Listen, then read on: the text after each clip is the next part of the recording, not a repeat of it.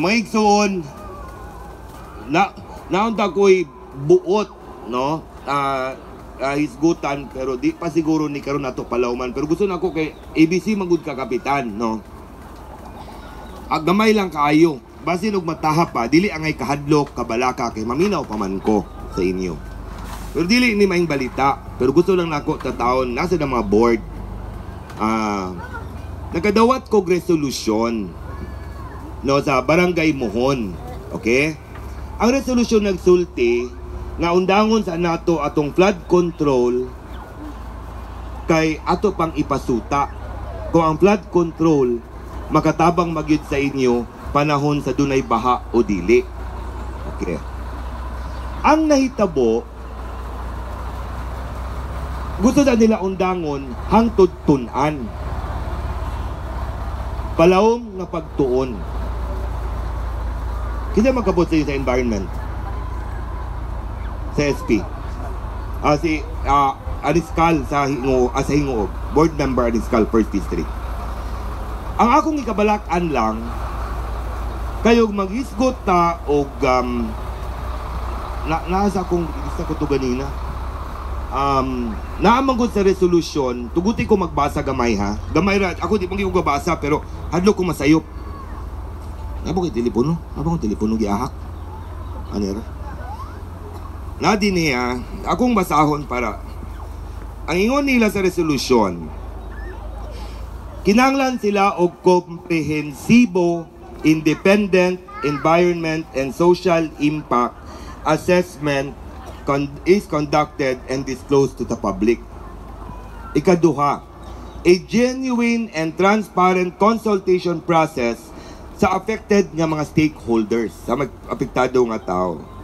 Alternative, nature-based and community support flood mitigation strategies, ang ilang rason, ug full compliance with the national environmental laws, local development plans, and climate resilience framework is ensured. Daghan kay ilang gi-require. Ang ako lang kabalakan kung magsugod na ta og pagtuki, basin og magmoratorium ta sa quarry. Daghan ra ba ang koridor nga mapiktahan?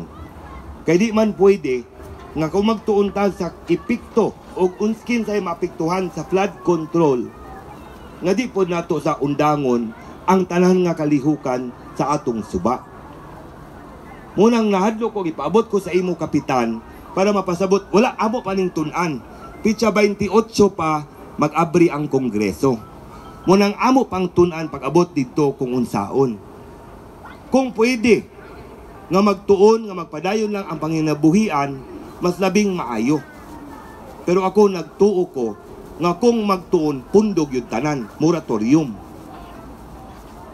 Now, paningkamutan nato nga unsa kadali. Ako manghinaot ko nga pag ang pinakadali mabot siguro og mga 2 ka tuig. Now, munang nagpasabot ko daan sa inyo kay basin ninyo ikasilag. Basin ninyo ikamahay. Basin abi mo ako'y nagpaundang.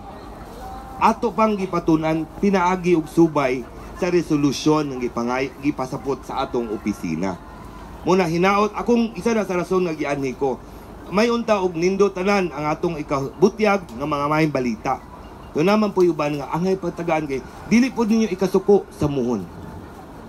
Kay naay sila'y punto. Angay gyud tun-an kung ang flood control ba makadaot ba o makapanalipod sa ato. Sa ato nga sayon, mo yung makaayo man gyud na. Kaya alalang, di na may magbaha din eh. Di na makankan yuta na sa laban. Di na makankan yuta mohon. Asa Santa Cruz. Nindot. Pero nindot nga tun-an. Basin liay og ang flood control, dili gyud tubag sa solusyon sa baha din eh. So ako nalipay ko, dili kasuko basin ang inyo ikasuko sa muhon, kapitan. Basin kasuko ninyo ni kamuduan ni Paeng, apektado na ba mo kay ani? Natumulan ba Santa Ana? Diba ba din apektado na ba mo kaya ni ba? Basin inyong mga tao masuko mo sa muhondili ni ha. Pagpatunan kay nindot nga ilang gibuhat nga angay nga among tubagon ug angay nga tagaan og pagtagad sa kawani sa DPWH, dili ni sila nga DPWH region. Pwede man mo ga-implement ang flood control. DPWH region. Tun-an. Nan ako nagtuo ko nga kung pwede lang pero lisod man na samtang gatuon magpadayon pod ang pagkutkot. Kay ang impact man sa kinaiyahan ang gisgutan. So atong tan-awon pag-ayo. Dili pa ni pinal. Napatay taman 28 para tun-an. Pero amo nang ipatawag ang DENR. Ako nang ipatawag muna mo sabot ni Chief of Staff. Ipatawag na namo daan ang atong taga DPWH ug uban apil ang EMB nga ahensya nga naapil. Munang giklaro nako sa inyo. Basig masuko mo sa ako, dili kay tun-an. Unsa ka dugay, di ta kabalo. Kay di ba? Pagtuon mo ning pagtuon. Di. Kamo sa DPWH, pagpasa mo og unsay inyong rekomendasyon, mag-agad patas DPWH. Kamo sa DENR, unsay inyong maayong nga rekomendasyon. So ipasaan do ka ang rekomendasyon. Dayon, pag human-an ang pagpasa sa duha ka rekomendasyon, aya pa din nato tukion kung unsa ba insakto. Undangon ang flood control, undangon ba o duna ba lain pamaagi pagpugong sa baha. Mas maayo nga matagag pagtagad kay simba ko og magbaha.